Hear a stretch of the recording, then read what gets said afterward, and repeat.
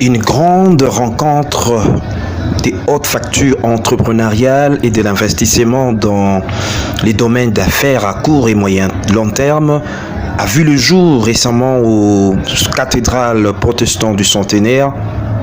Une opportunité offerte aux jeunes entrepreneurs, leaders des églises, croyants et des imprégnés des connaissances managériales qui constituent aujourd'hui des atouts indispensables de booster le développement du pays, surtout permettre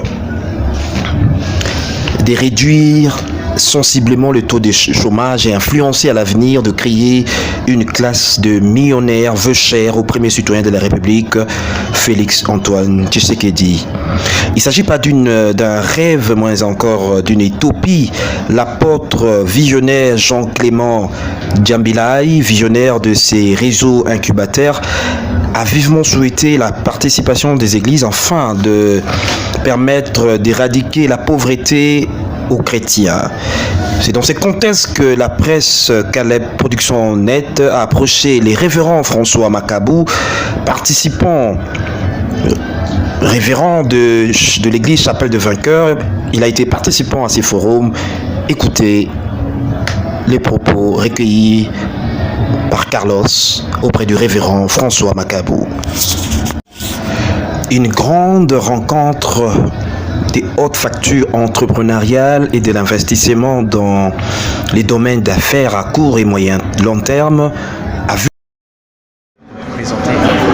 Oui, moi c'est pasteur François Macabou. Je suis pasteur à l'église La Chapelle de Vainqueur. Nous sommes dans la station de Lipin. Là, je fais les fonctions de pasteur associé.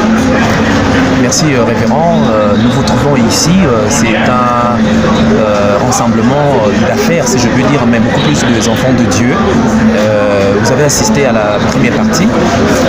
Qu'est-ce que ça vous fait que les chrétiens soient aussi outillés, aussi pour que nous ne puissions pas simplement laisser les païens dominer dans les entreprises, mais aussi que les chrétiens puissent aussi entrer dans ces sociétés-là, mais avec le Seigneur.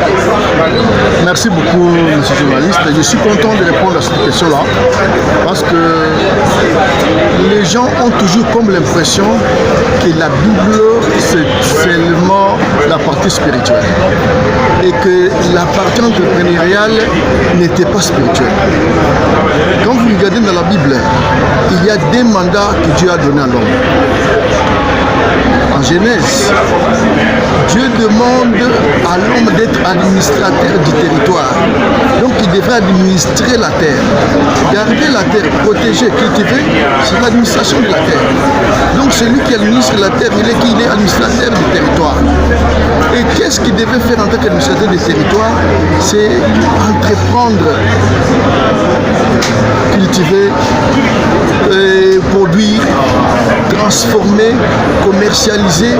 Tout ça fait partie de cette corbeille-là de l'administration du territoire. Alors si aujourd'hui nous voyons ce qui se passe, qu'un pasteur, un jeune pasteur courageux, ambitieux, l'apôtre Jean-Clément Djambilai, fait ce qu'il fait, il est en train d'accomplir le deuxième mandat que Dieu lui a donné. Le premier mandat, c'est gagner les âmes pour le salut, mais les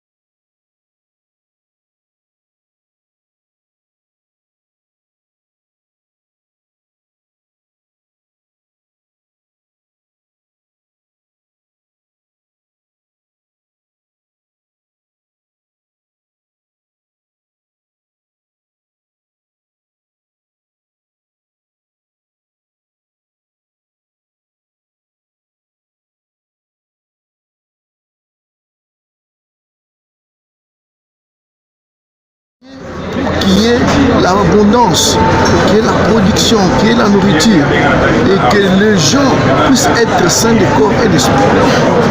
Voilà ce qui m'épate dans ce qu'il est en train de faire, parce qu'il est en train de promouvoir ce deuxième aspect que beaucoup d'églises, beaucoup de pasteurs ne développent pas. Merci beaucoup, pasteur. Vous avez été dans cette formation, je pense que vous irez jusqu'à la fin, mais qu'est-ce que vous comptez capitaliser? Je sais peut-être vos membres, certains de vos membres sont ici, mais une fois cette formation ou cet enseignement est enfin, qu'est-ce que vous comptez par rapport à là où vous avez eu l'appel de diriger l'Assemblée de Dieu?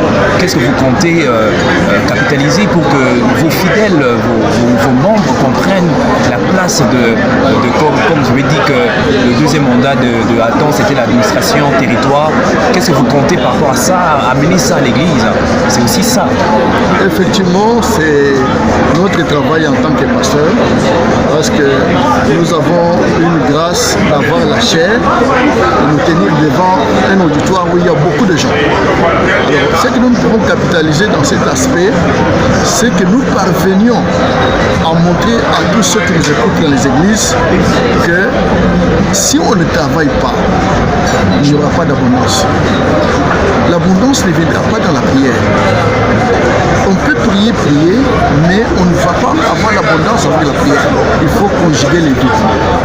Et la prière et le travail. Alors le travail, ce n'est pas seulement celui que l'État doit donner. Où on dit, bon, j'ai un diplôme et puis et tout, mais c'est aussi ce que vous êtes en train d'envisager faire pour aider votre voisin. Qu'est-ce qui manque dans la société que je peux aussi apporter? C'est ça la profondeur des choses que j'ai retenues à travers cette session. Je vous remercie. Merci beaucoup.